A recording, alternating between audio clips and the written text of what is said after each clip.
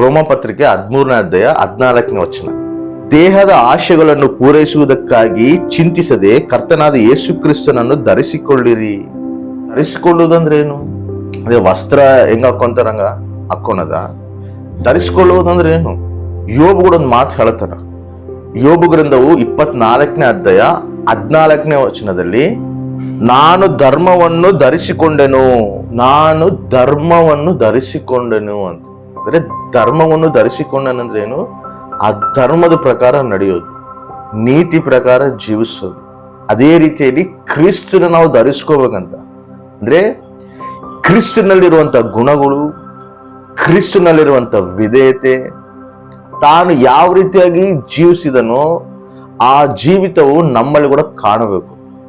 ಆ ರೀತಿ ನಾವು ಜೀವಿಸುವಂತವರಾಗಿರ್ಬೇಕು. ಅದನ್ನೇ ನಾವು ಕ್ರಿಸ್ತನ ಧರಿಸ್ಕೊಳ್ಬೇಕು.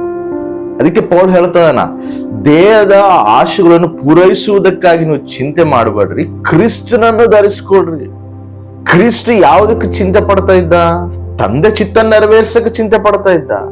ತಂದೆ ಚಿತ್ತ ನೆರವೇರ್ಸಕ್ಕೆ ಆಸೆ ಪಡ್ತಾ ಇದ್ದ. ನಾವು ಕೂಡ ತಂದೆ ಚಿತ್ತನ ನೆರವೇರ್ಸಕ ಆಸೆ ಪಡುವಂತವರಾಗಿರ್ಬೇಕು. ಅದ್ರ ಬಗ್ಗೆ ನಾವು ಚಿಂತೆ ಮಾಡುವಂತವರಾಗಿರ್ಬೇಕು. ಈ ಭೂ ಸಂಬಂಧವಾದದ್ದಲ್ಲ, ಪರ ಸಂಬಂಧವಾದದ ಬಗ್ಗೆ ನಾವು ಚಿಂತೆ ಮಾಡುವಂತವರಾಗಿರ್ಬೇಕು. ತಂದೆ ಚಿತ್ತ ನೆರವೇರಿಸುವಂತವರಾಗಿರ್ಬೇಕು. ಹೆಂಗ್ ನೆರವೇರಿಸ್ಬೇಕು? ಯೇಸು ಸ್ವಾಮಿ ಹೆಂಗ್ ನೆರವೇರಿಸಿದಾನೆ, ಹೆಂಗ್ ಜೀವಿಸಿದಾನೆ, ಯಾವ ರೀತಿ ನಡ್ಕೊಂಡಿದ್ದಾನೆ, ಅದನ್ನ ನಾವು ನಡ್ಕೋಬೇಕು. ಆ ರೀತಿ ನಾವು ಜೀವಿಸ್ಬೇಕು. ಆ ವಿಧೇಯತೆ, ಆ ವಿನಯತೆ ಎಲ್ಲವೂ ನಮ್ಮಲ್ಲಿ ಕಾಣಬೇಕು. ಆ ಪರಿಶುದ್ಧತೆ ನಮ್ಮಲ್ಲಿ ಕಾಣಬೇಕು. ಅದೇ ಕ್ರಿಸ್ತನ ಧರಿಸ್ಕೊಳ್ಳೋದು. ಯೇಸು ಪ್ರಭು ಅವರು ಗುಡ್ಡದ ಮೇಲೆ ಪ್ರಸಂಗದಲ್ಲಿ ಕೂಡ ಒಂದ್ ಮಾತು ಹೇಳ್ತಾರೆ. ಮತ್ತಾಯ ಸುವಾರ್ತೆ 5ನೇ ಅಧ್ಯಾಯ 16ನೇ ವಚನದಲ್ಲಿ, ಅದರಂತೆಯೇ ನಿಮ್ಮ ಬೆಳಕು ಜನರ ಮುಂದೆ ಪ್ರಕಾಶಿಸಲಿ.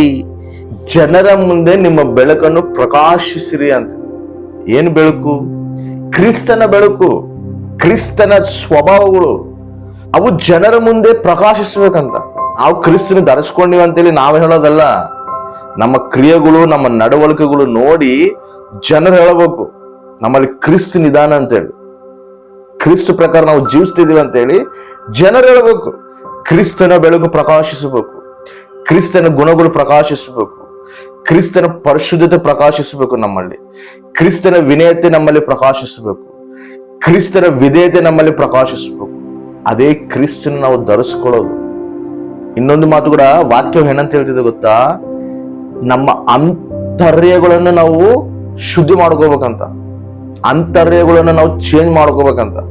ನಮ್ಮ ಮನಸ್ಸು ಮಾರಬೇಕು. ಒಳಗೊಂದು ಹೊರಗೊಂದು ಇರಬಾರ್ದು. ಒಳಗೂ ಒಂದೇ ಇರ್ಬೇಕು, ಹೊರಗೂ ಒಂದೇ ಇರ್ಬೇಕು. ನಮ್ಮ ಮನಸ್ಸು, ನಮ್ಮ ಅಂತರ್ಯ ಚೇಂಜ್ ಆಗ್ಬೇಕಂತ ಹೇಳಿ ವಾಕ್ಯ ಹೇಳುತ್ತದೆ. ಅದನ್ನ ಕೇಳಬೇಕು ದೇವರಿಗೆ. ದೇವಾ, ನನ್ನ ಮನಸ್ಸು ಮಾರಿಸು, ನನ್ನ ಹೃದಯನ ಮಾರಿಸು. ನನ್ನ ಹೃದಯದಲ್ಲಿ ಕಲ್ಮಶವು, ಕಪಟವು, ಸ್ವಾರ್ಥವು ನನ್ನಲ್ಲಿ ಇರಬಾರದು. ಪೂರ ನನ್ನ ಮನಸ್ಸು ಮಾರಬೇಕಯ್ಯ. ಕ್ರಿಸ್ತನಲ್ಲಿರುವಂತ ಪವಿತ್ರತೆ, ಆ ಪರಿಶುದ್ಧತೆ ನನ್ನಲ್ಲಿ ಕಾಣಬೇಕು. ನಾನು ಆ ರೀತಿ ನಾನು ಜೀವಿಸ್ಬೇಕು.